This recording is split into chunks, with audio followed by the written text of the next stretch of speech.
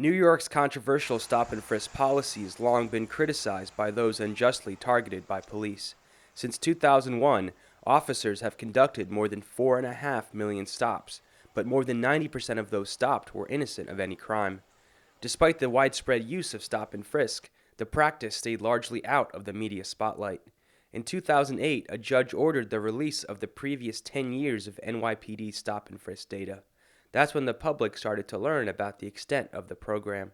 Longtime activist Jose LaSalle says before the release of data, many viewed stop and frisk positively.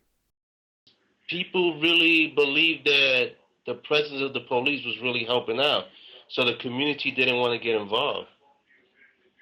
So it was harder for us to get more people involved with us, or recruit more people, because people really believed that that policy was working and it was keeping the community safe.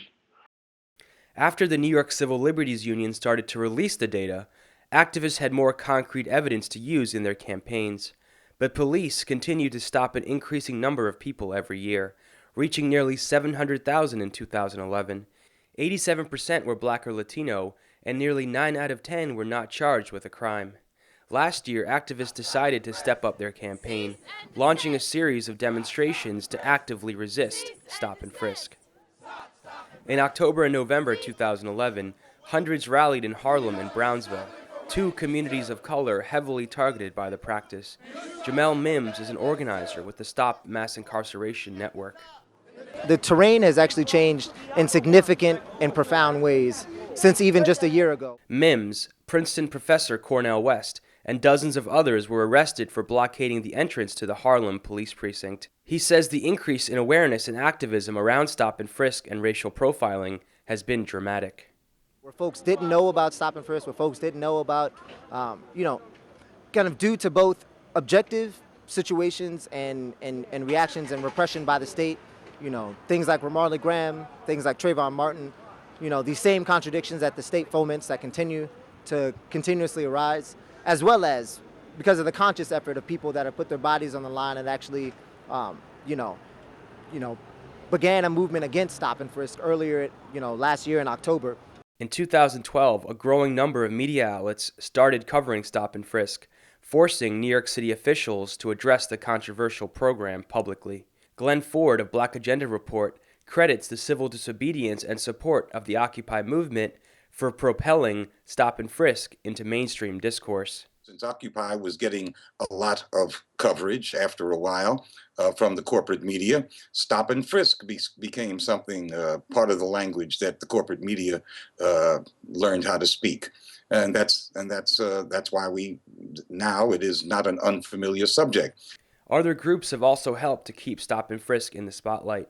A federal civil rights lawsuit challenging the constitutionality of stop and frisk was granted class action status and will go to trial next spring. The NYCLU, Center for Constitutional Rights, and community organizations began a campaign called Communities United for Police Reform, which aims to pass legislation banning discriminatory policing practices in New York.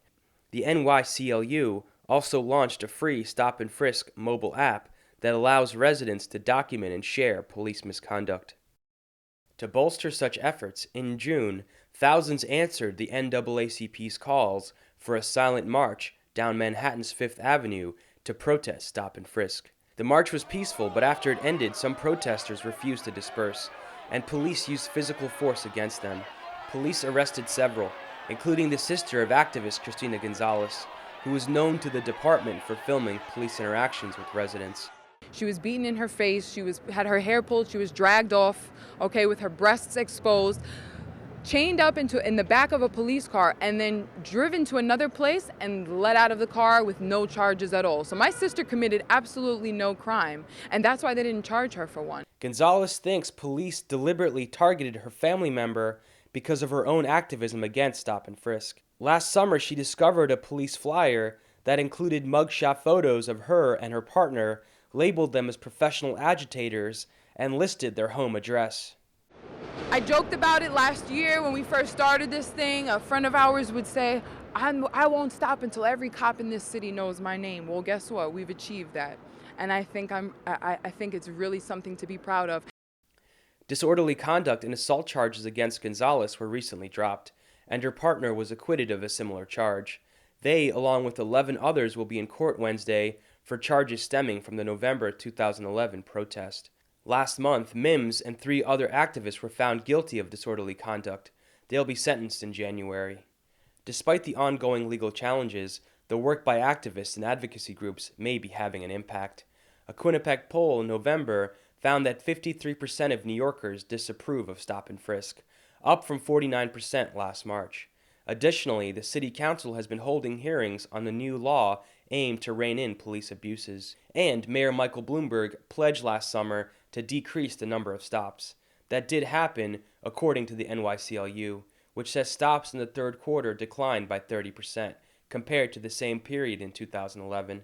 Police are still stopping an estimated 1,400 people a day, the majority black and Latino.